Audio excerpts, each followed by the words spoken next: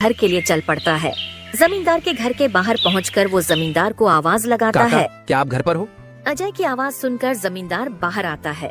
अरे आओ अजय बेटा, बोलो क्या हुआ, कुछ काम था क्या? हाँ काका, आपकी एक मदद चाहिए थी।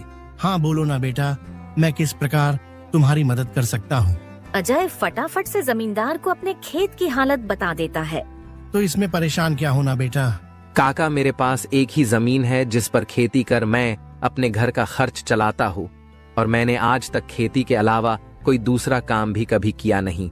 तो अब यही नहीं समझ रहा है मैं क्या करूँ। बेटा खेती के अलावा दूसरा काम क्यों करना, तुम एक काम करो, मेरे पास गांव के बाहर एक जमीन है, तुम उस पर खेती करो। काका, पर इससे तो आपका नुकसान हो जाएगा। नहीं बेटा, कोई नुकसान नहीं होगा। इसी बहाने तुम मेरी जमीन की देख रेख भी करोगे, क्योंकि अब तो मेरी उम्र भी हो गई है और मेरा बेटा भी शहर में रहता है, तो इससे तुम्हारा भी भला हो जाएगा और मेरी भी थोड़ी जिम्मेदारी कम रहेगी। ठीक है काका, अगर ऐसी बात है तो मैं कल से ही उस खेत पर काम करने चला जाऊंगा। अजय जमींदार को धन्यवाद कहकर वहाँ से अपने घर के लिए निकल जाता है। अजय अपने घर पहुंचकर सीमा को सारी बात बता देता है। ये तो बहुत अच्छा है, यानी आपकी सारी चिंता ही खत्म हो गई। हाँ सीमा, अब मैं काका के खेत पर बहुत मेहनत करूंगा और कोशिश करूंगा कि एक दो और खेत खरीद लूं, क्योंकि भविष्य में ऐसी समस्या आए तो उसके लिए हम तैयार रहे।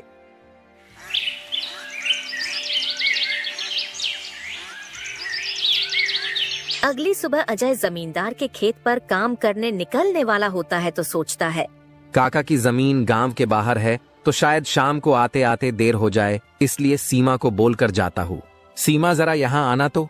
अजय को बुलाता सुन सीमा वहाँ आती है। बोलिए, आपने बुलाया मुझे? हाँ सीमा, सुनो, काका का खेत गांव के बाहर है तो मुझे शाम को घर लौटने में थोड़ी देर भी हो सकती है, तो अगर मुझे देर हो जाए तो तुम और राजू खाना खाकर सो जाना। ठीक है, पर अपना ध्यान रखना, और हाँ, 1 मिनट रुकना, मैं आपके खाने का डिब्बा लेकर आती हूँ, वो लेकर ही जाना। फिर क्या था, अजय अपना खाने का डिब्बा लेकर गांव के बाहर वाली जमीन पर काम करने चल पड़ता है। चलते चलते कुछ समय बाद वो गांव के बाहर वाली जमीन पर पहुंच जाता है। चलो, अब पहुंच गया हूँ तो फटाफट से खेत पर काम करना शुरू कर देता हूँ। अजय अपनी कुदाल उठाकर खेत पर काम करना शुरू कर देता है। अजय को अभी काम करते कुछ समय हुआ ही था कि तभी पीछे से एक सांप आकर उसे काट लेता है। सांप के काटने के कुछ समय में ही अजय चक्कर खाकर वहीं गिर जाता है। यहाँ अजय सांप के काटने से बेहोश हो चुका था, पर गांव के बाहर होने के कारण उसकी खबर अब तक उसके घर वालों को नहीं चलती है। सुबह की अब रात हो जाती है और सीमा अजय का इंतजार कर रही होती है। माँ को इतने परेशान देख राजू पूछता है, क्या हुआ माँ, पिताजी अब तक क्यों नहीं आए? बेटा, तुम्हारे पिताजी आज काम करने जमींदार काका के गांव के बाहर वाली जमीन पर गए हैं, और उन्होंने मुझे बोला भी था कि उन्हें आते आते देर हो जाएगी, पर अब कुछ ज्यादा ही समय हो गया है। माँ, आप क्यों फिक्र कर रही हो? पिताजी ने जब बोला था कि उन्हें आने में देर होगी तो कुछ सोच समझकर कहा होगा। एक काम कीजिए, आप जाकर सो जाइए। राजू की बात सुनकर सीमा अपने कमरे में सोने के लिए चली जाती है। अगली सुबह भी जब सीमा देखती है कि अजय अब तक घर नहीं आया है, तो परेशान होकर वो सीधा जमींदार से मिलने उसके घर की ओर चली जाती है। सीमा जमींदार के घर पहुंचकर उनसे अजय के बारे में पूछने लगती है। नमस्ते जमींदार काका। नमस्ते बेटी, बताओ कैसे आना हुआ? काका, अजय कल आपके गांव के बाहर वाले खेत में काम करने गए थे, पर अब तक घर नहीं आए हैं। क्या कहा बेटी? अजय कल गया था और अब तक घर नहीं आया? हाँ काका, उन्होंने मुझे कहा था कि खेत गांव के बाहर है तो आते आते रात हो जाएगी, पर अब तो रात की सुबह हो गई, पर वो अब तक नहीं आए हैं। चिंता मत करो बेटी, मुझे थोड़ा समय दो, मैं अभी किसी को भेजकर पता लगाता हूँ कि अजय कहाँ है। जमींदार तुरंत अपने घर में काम करने वाले घनश्याम को अजय को देखने अपने खेत पर भेजता है। कुछ समय के बाद घनश्याम जमींदार के खेत पर पहुंच जाता है और वहां का दृश्य देखकर वो परेशान हो जाता है। ये क्या, अजय का तो पूरा शरीर नीला पड़ चुका है, मुझे लगता है इसे किसी सांप ने काटा है। मुझे तुरंत जमींदार जी को ये बात बतानी पड़ेगी। घनश्याम वहाँ से भागते भागते जमींदार के घर के लिए निकल जाता है। घनश्याम जैसे ही जमींदार के घर पहुँचता है, उसके कुछ कहने से पहले ही जमींदार उससे पूछने लगता है। क्या हुआ घनश्याम बेटा, तुम इतना दौड़ते हुए क्यों आए, और क्या तुम्हें अजय मिला? घनश्याम जमींदार को सारी बात बता देता है जो उसने खेत में देखी थी। घनश्याम जब जमींदार को सारी बात बता रहा होता है, तभी वहाँ पास में खड़ी सीमा भी सारी बात सुन लेती है और रोने लगती है। घनश्याम, तुम सबसे पहले वैद्य जी को लेकर वहाँ पहुँचो, मैं सीमा बेटी को लेकर वहाँ आता हूँ। घनश्याम को वैद्य जी के पास भेजने के बाद जमींदार सीमा को समझाने लगता है। सीमा बेटी, पहले तो तुम रोना बंद करो और जल्दी से मेरे साथ चलो, क्योंकि तुम्हारे रोने से अजय ठीक नहीं होगा। फिर क्या था, जमींदार सीमा को लेकर अजय को देखने उसके खेत के तरफ निकल जाता है और घनश्याम वैद्य जी को लेने दूसरी तरफ निकल जाता है। जमींदार और सीमा जब वहाँ पहुँचे तो उन्होंने देखा अजय बेहोश हालात में खेत में गिरा था और उसका पूरा शरीर नीला पड़ चुका था। सीमा अजय के पास बैठकर रोने लगती है। तभी वहाँ वैद्य जी आ जाते हैं।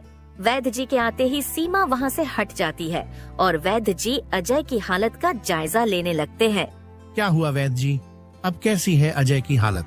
देखिए जमींदार जी, मैं आपको झूठ बोलकर अंधेरे में नहीं रखना चाहता हूँ, पर अजय की हालत बहुत खराब है।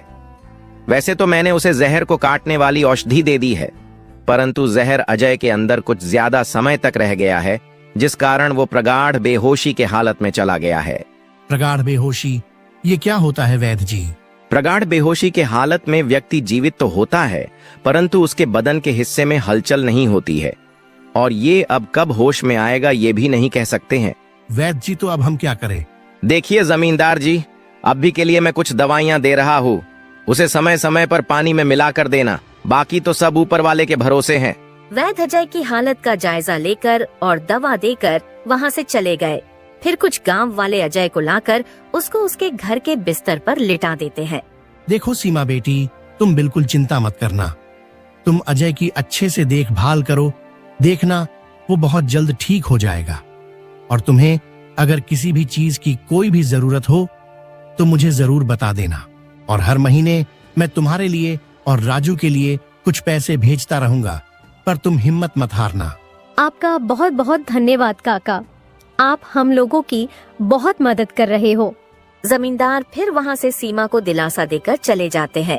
जमींदार के जाने के बाद वहाँ राजू आ जाता है और अपने पिता की हालत देखकर सीमा से उसका कारण पूछने लगता है। माँ, ये पिताजी को क्या हुआ है? बेटा, तुम्हारे पिताजी को कल खेत में सांप ने काट लिया है, जिस कारण वो बेहोश हो गए हैं। माँ, तो पिताजी होश में कब आएंगे? बेटा, वैद्य जी ने कुछ दवाइयाँ दी हैं और उन्हें समय समय पर पिलाने कहा है। उन्होंने बोला कि उन दवाइयों से वो बहुत जल्द ठीक हो जाएंगे। पर माँ, पिताजी की ऐसी हालत है तो अब हमारे घर का खर्च कैसे चलेगा? बेटा, तुम उसकी चिंता मत करो, मैं हूँ ना, मैं सब संभाल लूंगी। नहीं माँ, आप क्या क्या करोगी? आप पिताजी का ध्यान रखोगी, आप घर संभालोगी कि घर का खर्च देखोगी? माँ, आप बस पिताजी का और घर का ध्यान रखो, मैं अब खेत पर काम करके घर का खर्च चलाऊंगा। राजू की ऐसी बातें सुन सीमा भावुक हो जाती है। नहीं बेटा, तुमको काम करने की कोई जरूरत नहीं है, मैं सब संभाल लूंगी, तुम बस अपने पढ़ाई का ध्यान रखो। तुम्हारे पिताजी का सपना है कि तुम बहुत बड़े अफसर बनो, और मैं तुम्हें वो बनाकर रहूंगी, भले उसके लिए मुझे कितनी भी मेहनत क्यों ना करनी पड़े। फिर सीमा राजू को वहाँ से पढ़ने भेज देती है। मुझे अब कुछ करना ही होगा, क्योंकि मैं अब अजय का ठीक होने का इंतजार तो नहीं कर सकती हूँ। मुझे अब खुद जाकर खेती करनी होगी, और हो सके तो कोई और काम भी देखना होगा। अगली सुबह सीमा सीधे जमींदार से मिलने पहुँच जाती है। नमस्ते जमींदार काका। नमस्ते बेटी, बताओ कैसे आना हुआ, और अजय की तबीयत अब कैसी है? काका, अजय की तबीयत फिलहाल तो वैसी ही है, और मुझे आपकी एक मदद चाहिए थी, इसीलिए मैं आपसे मिलने चली आई। हाँ, बोलो ना बेटी, मैं तुम्हारी किस प्रकार मदद कर सकता हूँ? काका, मैं चाहती हूँ कि जो जमीन आपने अजय को दी थी काम करने के लिए, आप मुझे उस पर काम करने की इजाजत दे दी, ताकि मैं उस पर काम करके अपने घर का खर्च और राजू की पढ़ाई करा सकूं। बेटी, पर तुम्हें वहां काम करने की कोई जरूरत नहीं है।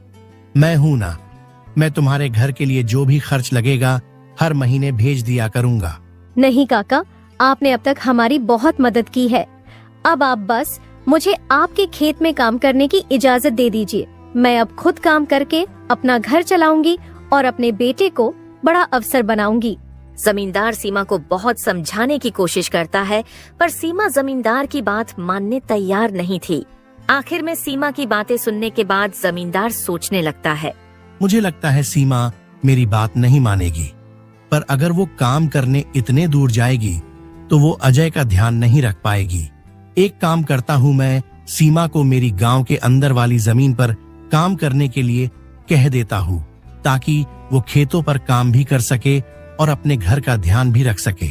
ठीक है सीमा बेटी, मैं तुम्हें अपने खेत पर काम करने की इजाजत तो दे सकता हूँ, पर तुम्हें मेरी एक बात माननी होगी।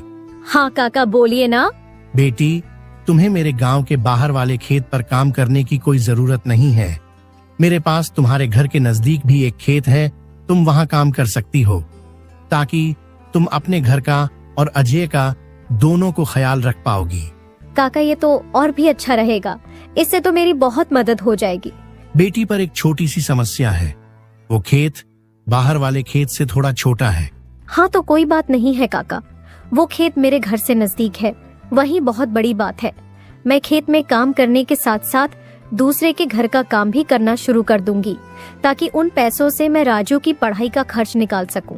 बेटी, पर तुम्हें इतना काम करने की क्या जरूरत है? काका, मुझे काम करना ही होगा। अजय का सपना था कि राजू पढ़ लिख कर बड़ा आदमी बने। अगर मैं मेहनत नहीं करूंगी तो उसका सपना अधूरा रह जाएगा। राजू की पढ़ाई के लिए और घर चलाने के लिए मुझे हर हाल में ये जिम्मेदारी उठानी पड़ेगी। जमींदार सीमा के संकल्प और साहस से भावुक हो जाते हैं। ठीक है बेटी, तुम्हारी मेहनत देखकर मुझे पूरा भरोसा है कि तुम जरूर सफल होगी। मैं तुम्हारी हर संभव मदद करूंगा। तुम कड़ी मेहनत करो, भगवान भी तुम्हारे साथ हैं। सीमा ने जमींदार के गांव के अंदर वाले खेत पर काम करना शुरू कर दिया। वह सुबह खेत पर काम करती और दोपहर के बाद गांव के घरों में सफाई और खाना बनाने जैसे छोटे मोटे काम करने जाती। धीरे धीरे सीमा की मेहनत रंग लाने लगी। खेत में अच्छी फसल हुई, जिससे उसका घर चलने लगा, और जो पैसे वह दूसरों के घरों में काम करके कमाती थी, वह राजू की पढ़ाई में खर्च करने लगी। बेटा, मैं चाहती हूँ कि तुम मन लगाकर पढ़ाई करो। तुम्हारे पिताजी का सपना है कि तुम अफसर बनो। मैं तुम्हारे लिए हर मुश्किल को पार कर लूंगी। माँ, मैं कड़ी मेहनत करूंगा। एक दिन मैं पिताजी का सपना पूरा करके दिखाऊंगा। सीमा की मेहनत और त्याग से गांव के लोग भी प्रेरणा लेने लगे। उन्होंने देखा कि कैसे एक माँ अपने परिवार के लिए हर कठिनाई का सामना कर रही है। इसी बीच अजय की हालत धीरे धीरे सुधरने लगी। वैद्य जी की दवाओं और सीमा की देखभाल ने जहर का असर कम कर दिया। एक दिन अचानक अजय को होश आ गया। अजय को होश में आते देख सीमा बहुत खुश हो गई। अजय, तुम्हें होश आ गया। भगवान ने मेरी मेहनत और दुआएं सुन ली। सीमा, मैंने तुम्हें और राजू को बहुत परेशान किया। नहीं अजय, तुम हमारी ताकत हो। जब तक तुम ठीक हो रहे थे, मैंने हर जिम्मेदारी संभाली, और देखो अब सब कुछ ठीक हो रहा है। अजय धीरे धीरे पूरी तरह ठीक हो गया। उसने सीमा की मेहनत और त्याग देखकर प्रण लिया कि अब वह उसके साथ कंधे से कंधा मिलाकर परिवार को आगे बढ़ाएगा। राजू की पढ़ाई भी सफलतापूर्वक चलती रही और कुछ सालों बाद वह एक बड़ा अफसर बन गया।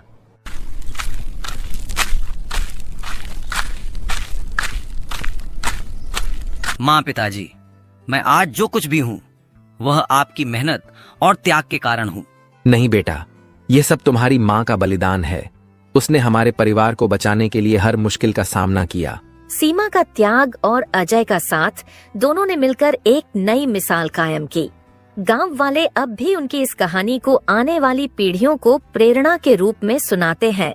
इस तरह माँ का त्याग की यह कहानी हमें सिखाती है कि एक माँ का समर्पण किसी भी चुनौती को पार कर सकता है और परिवार को जोड़कर रखता है। दोस्तों, तो इस तरह की और शानदार और मजेदार कहानियां देखने के लिए हमारे इस चैनल को जल्द से जल्द सब्सक्राइब कर लें।